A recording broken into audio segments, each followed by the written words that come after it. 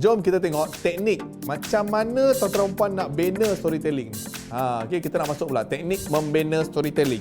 Yang pertama tuan-tuan, teknik yang pertama, dalam setiap storytelling kita mesti kena ada hero, musuh atau guardian, betul tak? Ni nampak dalam apa? Workbook, kan? So, setiap story kita, setiap cerita kita tuan-tuan, dia ada hero lawan musuh, betul tak? Kan dalam semua cerita box office lah, movie box office ni semua kan. Tengok, mesti ada hero lawan musuh. Dan dia ada satu lagi karakter dipanggil sebagai guardian. Guardian ni kerja dia apa tuan-tuan? Guardian ni kerja dia adalah membantu hero tuan-tuan untuk selesaikan masalah dia. Selesaikan masalah dia apa? Masalah dia adalah nak lawan musuh dia. Okay? So dalam konteks storytelling tuan-tuan, hero kita akan letak sebagai customer tuan-tuan.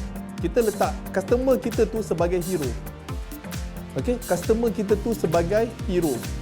Okey, jangan letak diri sendiri hero tuan-tuan. Sebab bila kita letak, ini saya cerita tentang storytelling menjual storytelling menjual Okey. Kalau kita letak storytelling menjual, kita letak diri kita sendiri sebagai hero, itu dipanggil sebagai shop sendiri tuan-tuan. Tak nak jadi shop sendiri tuan-tuan, betul tak? Okey. So, letak customer kita sebagai hero tuan-tuan. Customer kita sebagai hero. Okey, itu yang paling the best. Sebab apa tuan-tuan? Sebab customer nak tahu bila baca storytelling kita apa yang boleh kita selesaikan masalah dia, apa yang boleh kita bantu dia selesaikan masalah dia.